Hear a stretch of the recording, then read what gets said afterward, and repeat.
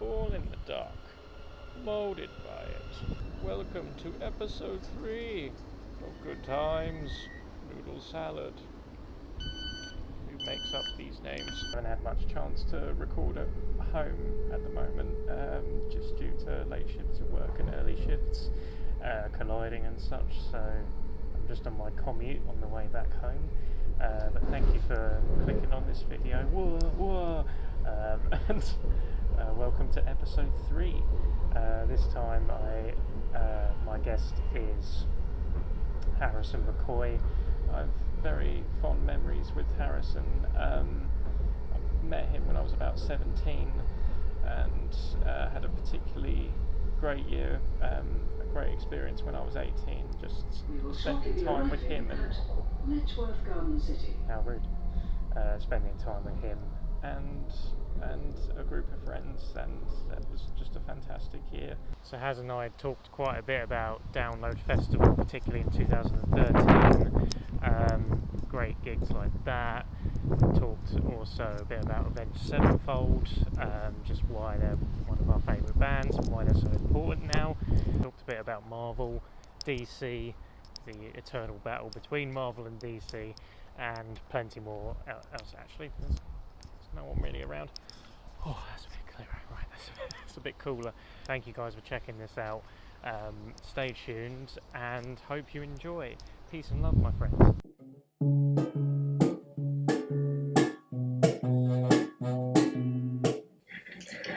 Hey mate! Hey, hello. How are you? Doing?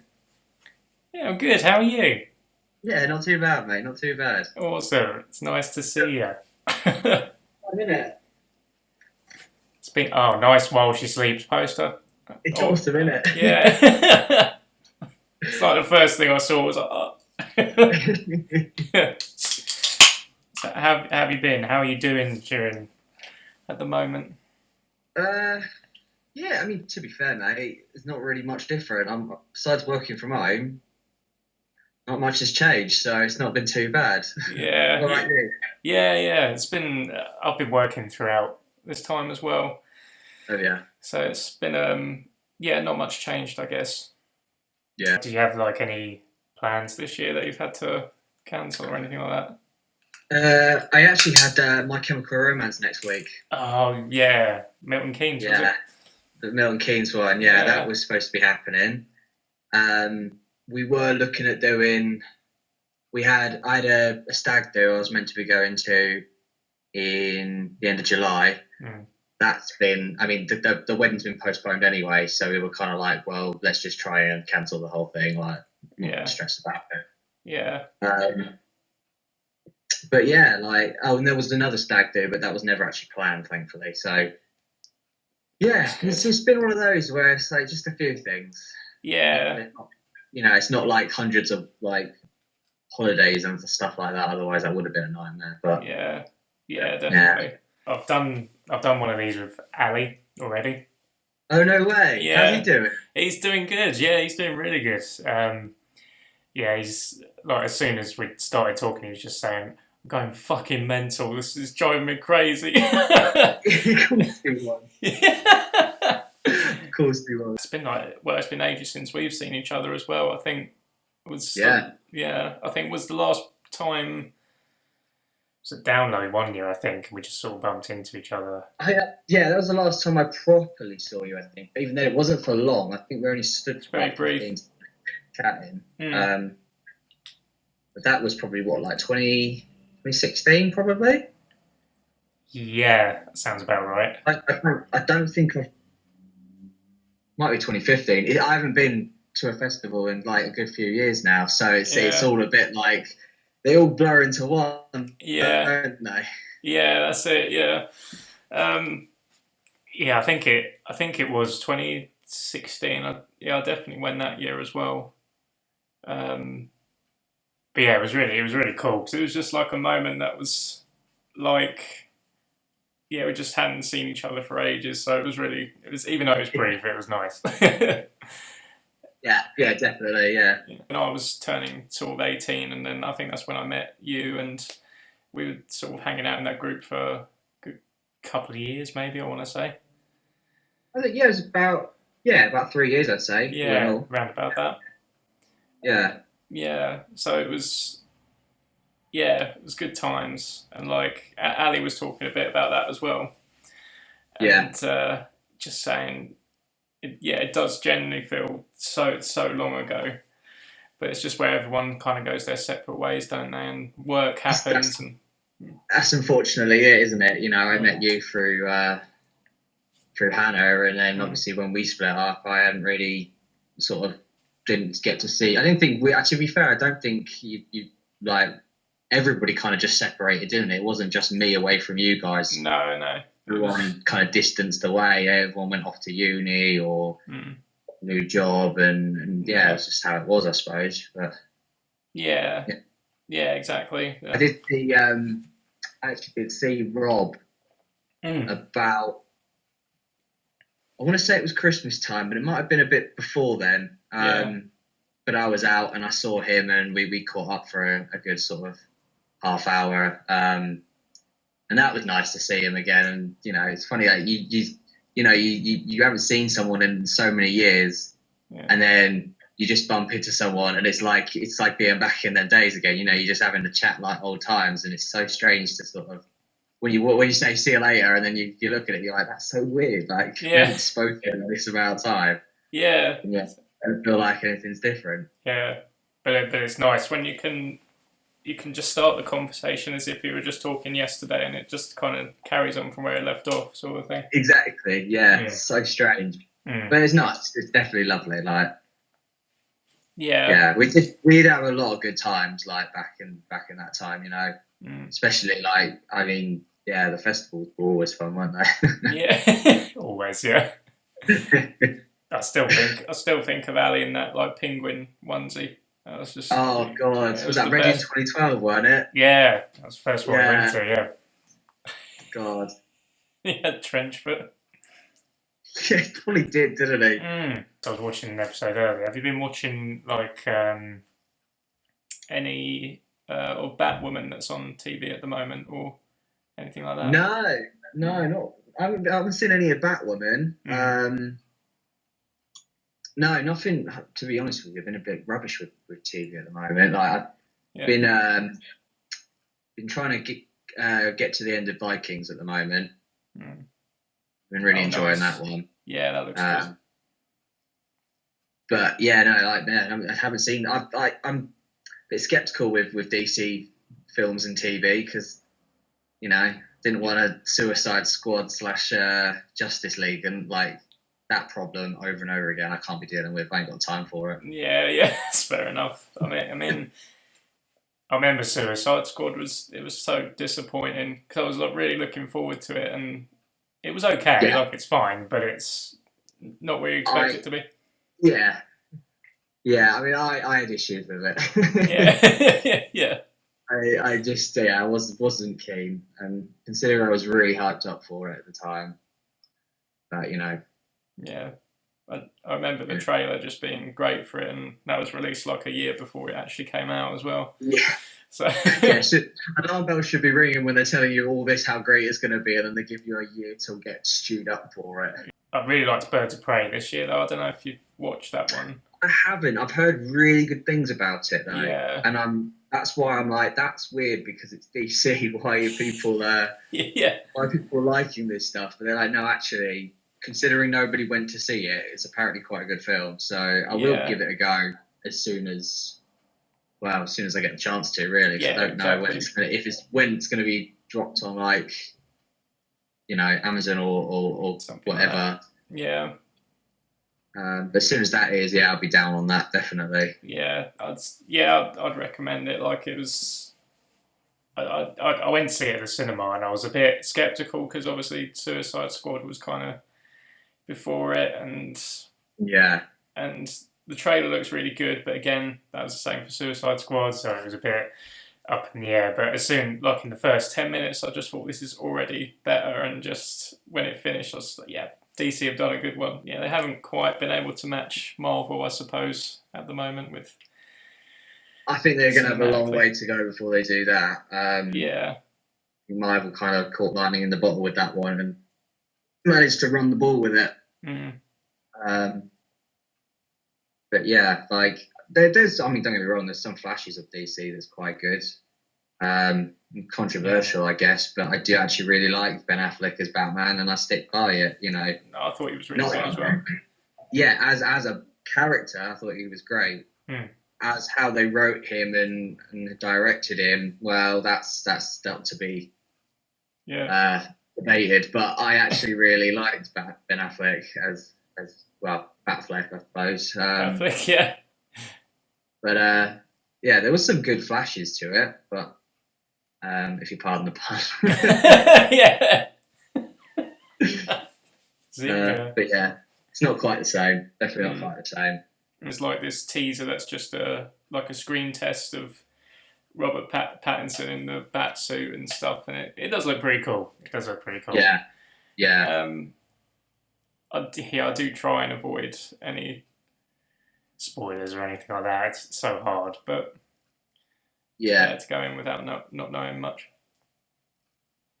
That's it.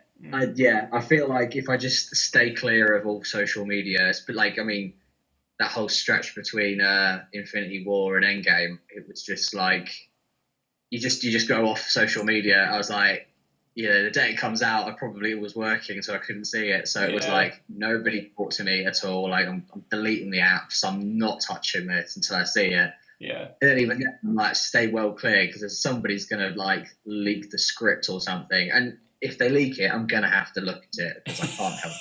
Yeah, exactly. But yeah, it's crazy stuff, man. Like, it's funny how like that kind of stuff happens nowadays. You know, whenever this big next film comes out, everyone goes crazy about it and tries to find out what's going to happen before it happens. Just like to enjoy it, mate. Yeah, exactly. Yeah, it does ruin it ultimately. But Infinity War was an Endgame as well, but Infinity War in particular, I thought was just completely knocked me out when I saw that. Oh God, yeah. I mean, yeah. Who wasn't see? You know, I think I went to go see it about 3 or 4 times the cinema, and even by the 4th time, you know, it gets to where it gets to. Not to obviously spoil anything, but it gets to where it gets to. The whole place is silent, and you're like, how is like this? It's crazy. You never hear silence and shock in everyone. Like madness to me. Yeah. It's just like such a bleak ending to it, and it was to know what they were going to do with part 2, and then they did, and they kind of reverted expectations as well, and with a lot of aspects. Absolutely. That was a hell of a year. Like waiting between that as well. Oh, it was absolute hell, wasn't it? You were just sitting there like you felt like you'd been hit by the snap or something, didn't you? Yeah, that's it. Like, am I in limbo or something? Like this sucks. Yeah. And like even I think because was it Captain Marvel that came out between it? Yes, yeah. And then you're just sitting there and you're like I'm hyped for it. I'm hyped. Yeah. For that at least was good enough to keep me going, but you just couldn't help but get stressed out about it. Yeah, definitely. Because I think Ant-Man and the Wasp came out in that period as well. Because Ant-Man was not in Infinity War, as we know, and then sort of came back with Endgame. So that was really cool. I think I remember the end credits sort of sting in that Ant-Man film, just being like, oh, so that's where he's been. Okay. Yeah. It all started to make sense, didn't it? But now, like, kids of the future and, well, kids now who are just starting to appreciate Marvel or whatever can watch them one after the other. Yeah. Yeah, you could just... I think because I did that when it came to Endgame. I think I just spent a month just doing one after the other. Yeah. Because I was like, you know what, I'm going to get prepared for this. Like, I'll tell you what, and mainly because, doubly even better because you were there as well. I do find that Reading 2012 was like a big one for me. Because like I had The Cure, who to me are one of the greatest bands of all time. Yeah. And finally got to see them, and they just blew it out of the park. Like it wasn't entertaining in the sense of, you know, as normally you go to a rock festival or any festival and they're all, you know, trying to get the crowd involved and stuff. It wasn't about that. It was just pure music from start to end. Yeah. A little bit of Robert chatting here and there, but it was mostly just the music, and that was so brilliant to me. I've never experienced that at a festival before. Usually there's talk, there's a little bit of banter and rapport going on, but it's just purely sonic. Yeah. And there's that. So that one was one of the big highlights to me, and the other one of that weekend certainly. Now I'm pretty sure you were with me at the moment that happened, but it was when they released what the surprise act was, surprise set. Yeah. And I believe it was, I can't remember who it was now, but some of us at the group had to go and they went down to the Tesco to get some booze. And we had sort of just been sitting there relaxing, and then you just see loads of people sprinting off to the arena, and you're like, what's happening? And then you just hear the words Green Day, and you're like, oh my God. Yeah, that's it, yeah. It was crazy talk. But that was madness to me, because, I mean, I don't think I've ever really been to a festival since where I've had a surprise set that before. Yeah, that's that really. Those two are definitely like one of the big highlights. Did we ever see Slipknot together at Download? I don't think we did, because I actually went with I think I went with Rob and did Haig come with us to Download? I think he did. Yeah, and Haig, I think. Yeah, because that's when it. I think I'm going to quickly Google it. So I'm pretty sure. I think it was 2013. Yeah. Then it's the one I'm thinking of. I mean, yeah, it was. It was the Friday night. Yeah. Friday night was Slipknot was headlining. Yeah. And I don't, because I mean, I'm sure you've seen Slipknot probably several times since. Yeah. And I've seen them, you know, before and after as well. But it's I find it always so scary that they'll play Psychosocial, and it gets to the chorus and it starts raining, and it always, without fail, always rains at that point, and you're like, that is creepy. That has always been creepy to me. It's so weird. Yeah, I don't really understand why that. I'm not a big superstition kind of guy. Like, I don't believe in that stuff. But that keeps happening now, and it's been about 4 or 5 times I've seen them. Yeah. Without fail. It's spooky. It is spooky, definitely. And because, that time in particular, I think, because I went to see him with, as in the band, him. Yeah. Hank, yeah. Because I've never seen them before. Yeah. Yeah, that was pretty good. But I remember like they sort of stopped about halfway through, and you could hear Slipknot in the background, like the proper. Yeah, I remember because I was with you at that point. We went to go and see him. Oh, okay, yeah. And then we came over because the year before I'd seen this, and I said, I remembered that Psychosocial was the point where it rained. It was so creepy. Yeah, and then we were walking back from him. Yeah, because I think that was one of their last. Yeah. That might have been their last. Well, I can't remember for definite, but I'm sure it was one of their last gigs, one of the last festivals in the UK that I remember ever seeing them do. Yeah. And so I had to go and see them because I love him. Yeah.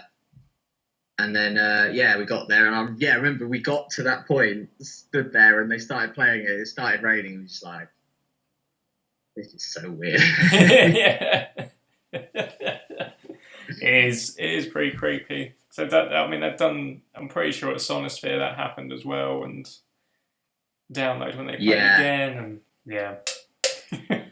Korn for me, because I'm a massive Korn fan. I think just every time. Yeah. I think just every time they play, they're just flawless every time. It's just insane. I mean, yeah, Jonathan Davis does know how to get a crowd going. Like, he's always been very good at entertaining. I mean, they always sound pretty sonically good as well, to be honest with you. I don't think I've ever seen them at one of their own gigs before, but I've certainly seen them at that festivals, and it always sounds pretty good to me, considering you're in a field rather than, your own arena sort of thing. Yeah, you don't have the acoustics or anything.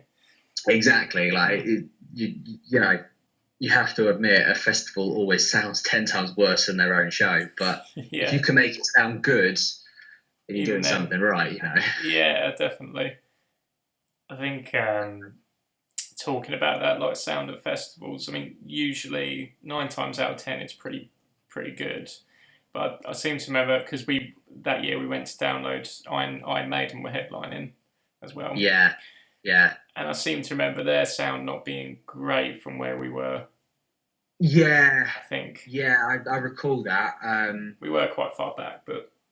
We were reasonably far back, to be fair. Yeah, it wasn't great. But I think I'd seen Maiden a couple of years ago before as well at Sonisphere. And I do remember thinking it was always a little bit disappointing, because you were just sort of hoping that it would sound better. I think you just assume that with it's like Maiden, it's like the metal band, they're up there at the greatest of the juggernauts. And then you see them and they're all, all aging a bit, and you're like, oh yeah, well, you sound great for, I guess, what it is, and considering the circumstances of where we are. Yeah. But it wasn't as good as we hoped. Yeah, I definitely remember that. Yeah. But, can't have it all, can you? Exactly. You're in a field with your mates, having a beer, watching some bands, Exactly. It's not... Exactly. Can't get much better. We're even there. Rammstein. Oh, yeah. Of course. Never can forget about Rammstein. That was Ali's, I think, his only time going to see them as well. I think it was just great because, we knew what Rammstein were like, when they put on a show, Like, it's more of a circus act than it is an actual gig. Yeah. But Ali was completely clueless of that whole situation. He never really experienced anything like this. So, he goes up and he sees the keyboardist get onto a dinghy and start surfing the crowd on a rubber dinghy. And he's just like, what is going on? And as he does, Yeah, exactly. I did sort of download the following year for a couple of years after. I mean, to be honest with you, I spent more time of it not enjoying the music and enjoying the party lifestyle more than anything else. So it's all a very big blur to me. Yeah. What was happening? I do remember, I think it was one of the first gigs of 2014, and it was Skindred. That was crazy. Oh, I can imagine. Yeah, I remember just because I think I'd shown up a few minutes late, and I just remember, they're doing the warning with all the t-shirts and stuff spinning. The Newport helicopter. Yeah. Huh? The Newport helicopter. That's it. Yeah. You're just walking down, you just see all these people, and you're just like, what is going on? This was the year not Stone Sour, Avenged Sevenfold headline, didn't they? Yes, yeah. Yeah, that was a great... I'm a big Avenged Sevenfold lover, and that was just fantastic to me. Yeah. I was really impressed with that one. Yeah, I love them as well. I think they're just one of the... It was really important. It felt like a really important evening as well, because it was like their first headline. They felt like they just, stuck their flag in the sand and were like, yeah, we're headliners now. It was really... Yeah. So they'd always been sort of maybe tops at the, headline in the second or third stage while all the big boys did it. Yeah. And I think to them it was kind of I think it was I don't know about it, but for me it kind of felt like it was a generational thing. You had the year before, you had people like Iron Maiden and Slipknot Rammstein, and they had been dominating it for ages, and it was like there was a bit of new blood coming in, and they weren't going to back down. That was great. Yeah. And they killed it, absolutely killed it. I remember the set being incredible. With like the castle and stuff like that. Yeah. And it really reflected them, I think, because you saw you've seen them progress, from, was it Sounding the Seventh Trumpet or whatever the first album is. That's it, yeah. And you go all the way down to, I think it was Hail to the King at the time. It's such a big change from, as it come along, you just see a big evolution in their tone and stuff. And yeah, I mean, I know a lot of people weren't massively keen on Hail to the King, but personally, I loved it. It was a little bit Metallica's Fade to Black, but there's nothing wrong with that because that's a great album. No, exactly, and they wore their hearts on their sleeves as well, and they specifically said around the time we love AC/DC and Maiden and Metallica, and these are kind of our tributes to that. Yeah, yeah. And they pulled it off, I think. Yeah, I think it's a great album as well. I think still my favourite's Nightmare. That was a massive album. I mean, juggernaut of an album, mate. In absolute insanity to. I again probably. I've had this conversation a lot about what is this sort of generation's next legendary status, song or something like that.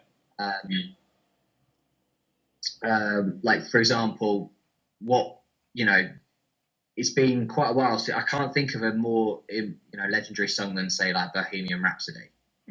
But there's always going to be another one on that level. Yeah, and it's been trying to work out who are the next thing, and that album is to me up there with the greatest, the Nevermind and Fade to Black and things like that. It's up there in terms of that echelon.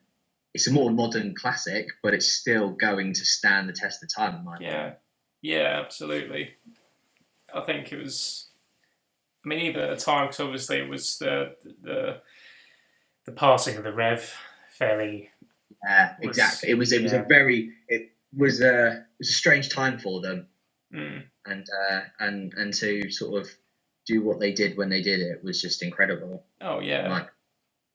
I can't imagine doing something like that if one of your closest friends died and they just went and made this incredible bit of art, really.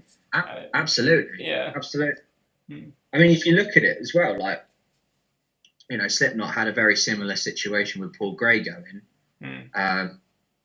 And, they kind of did a similar thing with the Grey Chapter, didn't they?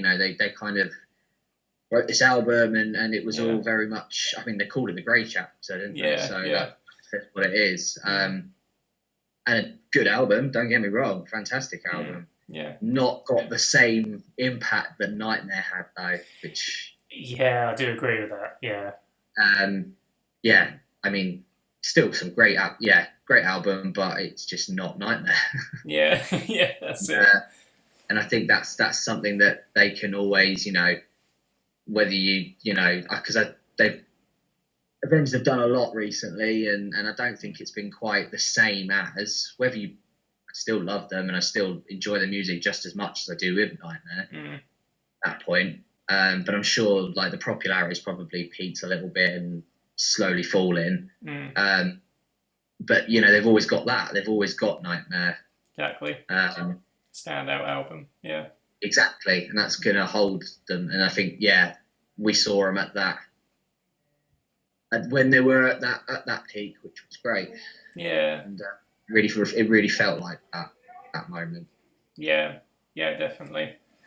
I think with the Slipknot Grey Chapter, it was a great album, but I don't know if it's because perhaps Avenged had a bit more of it might not be the right word, but they had almost they could get the sweetness in there as well, the more I'm trying to think of the sentimental, I suppose, sort of aspect of it. Whereas Slipknot are obviously they're dark and dingy. They're a bit more aggressive with their music, aren't they? Yeah. So, whereas there's a bit more of a theme of angst, I guess, in Avenged. I suppose might be the best way of putting it. Yeah. I mean, not to say that there's not in. You've got songs like Snuff, haven't you? That Slipknot done, and that's full of that sort of melancholy. But as a general rule, yeah, you're right. Like Slipknot isn't quite just bit of, It's a bit more outwards and aggressive. Yeah. So I guess being able to have that as part of your arsenal, being able to use that better, probably did help towards Nightmare's success, I guess. Yeah. It was Aerosmith that final on the final day, wasn't it, as the headliner? I mean, I love Aerosmith. Great band. So we went to go and see that. But there's one thing, and again, it's really controversial probably, but I Don't Want to Miss a Thing, I find to be one of the worst songs ever. I hate it. Whenever I hear it, I instantly just it's like boring on a chalkboard. Yeah, you cringe. Yeah, absolutely hate it. Yeah. I'm sitting there and I'm just like, I think that song comes on and I'm just not happy about it. The guy I'm with at the time, he knows this. He's fully aware I hate this song. Yeah. So without a second of note realising, he literally scoops me up in his arms like I'm like a at the end of Is It Officer and a Gentleman? And stuff. It was like that. He just scoops me up and he starts serenading me this song, and I'm just sitting there going, I hate it. Put me down, leave me be. I just want to get through this, get through it, go home. I'm very tired. I'm very drunk and hungover. I just want my bed now. Like, I've had enough. So yeah, that's a highlight. I mean, I say highlight. It's probably a low light for me, but it was a highlight for the weekend. It brought a funny memory. Yeah. Yeah, certainly never going to forget it. Yeah. I really miss Sonisphere. I think that was obviously it was local to us at the time as well, so that made it even better. Oh God! In fact, it's funny. I was speaking about this weekend about festivals and that, and it's funny how we've done Download, we've done Reading, and you always have that. You always have the aura of having to either over prepare, so you bring all of your supplies with you before you get in the building, so in the site, so you don't have to ever leave, or you grab it all when you get there. You park up, get your tent set up, sit down for a sec, and then you head out and grab all your supplies. So two ways around it. What was brilliant was with Sonisphere was that you could literally just bring your stuff as you normally, with the intention of going out and getting it. What was even better was that you could literally call up, one of your mates or your parent or something and just be like, I'm literally across the road, literally. Can you just drop these off for me at any point in the weekend? And it was just so easy. Yeah. That's not something you can very much say you get the chance to do. And I love that. Yeah. Very formative experience, all of those Sonispheres, I think. Yeah. Just having all of these big stars, in our town and whatnot. It was really quite a strange situation to be in, isn't it? Yeah. I love that it became sort of Metallica's sort of UK home for a while as well. They just headlined it most seemed years. To be that it was every other year. It was like, oh, Metallica. You just got to the point where you were like, it's going to be Metallica this year, isn't it? Because it's going to be the way it last year. I mean, it was horrible though, that they kept having to postpone it and then cancel it and stuff like that. Yeah. Never really understood why. I never looked too much into it, but no, because it was 2012, the year we went to Reading, that we were going to originally go to Sonisphere. That's right. Yeah. And cancelled. That's right. Yeah. And I remember I remember Marilyn Manson was announced to be there, and I'd still not seen him at this point, and I was a massive fan of Manson as well, and just and then it got cancelled. I was like, okay. Sure. Yeah, absolutely. Yeah, absolutely. It was a shame, but I mean, we made it up for it at Reading, I think. Yeah, so we got to see The Cure. That was still pretty good. Yeah. I've got one really, really bad story. I think it was the last one they ever did. Last Sonisphere they did. I think, to 2014, I think. Yeah.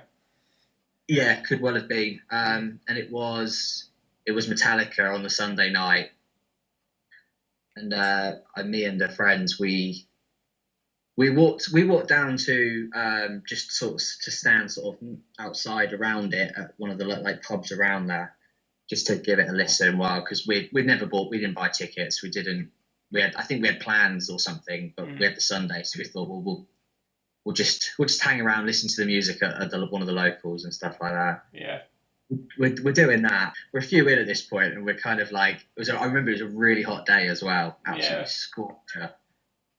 My friend just turns to me and goes, "We should try and get in there." And I know what he means. He doesn't mean go and try and buy tickets. He means let's try and jump the fence and see if we can sneak in. So again, always the one to fall into stupid ideas and stupid plans like that. I'm like, yes, okay, let's do it. Yeah. So we scouted around for a while. We walked around the complete perimeter of where we could to try and find an inn. And it took a good, because it's a big place, isn't it? I think it did take us a couple of good hours to try and find a good spot. And at this point, the sun was going down. Yeah. And I think Metallica had started and stuff like that. So at this point, it wasn't even like we were doing it for any other reason apart from because we had to do it. We'd made the plan. This was happening one way or another. Yeah. So it took a good couple of hours to try and do it. I remember we'd sort of found this like point which was a little bit unguarded and stuff like that. And we thought we'll just hop the fence and we'll just peg it. They can't catch us both, sort of thing. Yeah. So we got to the the steel ones, in they, not the gate, the mesh gate, but a solid one. Yeah. I think we managed to sort of vault it because they'd had like panels to secure it down, so we sort of hopped over it. And we hopped over it and we're behind all these like food trucks and stuff. So we're just like, okay, sneak around, try and find a little opening. The only opening was guarded. I was like, oh god, here we go. Oh. And I think it was the weekend before we had gone. Was it? Yeah, because I think it's usually the beginning of July, isn't it? Yeah, it's usually the first weekend, I think. That's right. So 2 weeks beforehand is usually download, roughly. Yeah. June, isn't it? So we'd been to downloads that year, and so we had the bands, and I'm pretty sure the bands weren't even same good colour, but we were like, we've got no other option. We're going to have to just sort of pretend like it's a thing. Yeah. So we walked up, and the guy's like, "Can we see your bands?" And my mate's like this, and I'm like, you could see that the security guard was just like, "Oh, this is the right one." So I'm like this. I put mine in my pocket, hood up, like yeah. And we just get through, and then we just sort of sprint it. Oh wow. And I remember hearing the security guard go, "Oh, you!" And then I'm pretty sure he was just like, "You know what? It's just not worth it." It's the last night. Yeah. It's like he's literally got like 2 hours left, and everyone's going to get kicked out. There is no point in chasing these two lads that have sneaked in. Yeah. But yeah, so we'd done that. We'd shown up. We got to see a little bit of it. Nice. And we were just super smug about it for the rest of the evening. But yeah, it's the most rebellious story I've ever heard. Probably. Hey, I wasn't gonna. I don't know. I think we were just stupid kids, weren't we? I say stupid kids. I'm too stupid. I'm just not a kid anymore. It's rock and roll, man. Huh? It's rock and roll. Exactly. You got to live fast, die out. That's what what James Hetfield would have done back in the day, right? Exactly. Yeah, he would. Like, yeah. And then he'd just go and do it. Oh, yeah. Yeah. Yeah.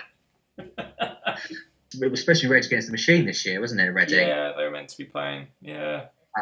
And that was because it's funny how this year has gone, considering you got My Chemical Romance, who after 10 years of being on hiatus and saying we're done, Yeah. they come back and Yeah.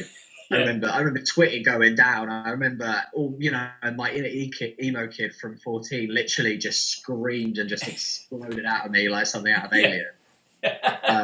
Yeah. And then you hear that a few months later you've got Rage Against the Machine, and they're coming back after God knows how long. I think it was 10 years as well, or something like that. I'm just like, this is insane. Like 2020 is going to be the year that I relive my childhood. Yeah. What I didn't realise was I'm reliving my childhood because I never went out as a child because I was too much of an emo kid.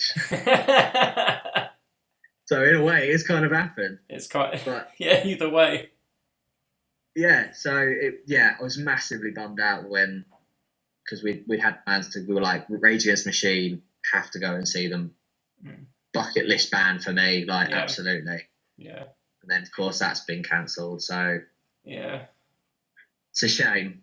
It's a shame. It is a shame, and I mean, hopefully they'll just reschedule and perhaps Rage will come back next year and perhaps do their one-off gig or something like that.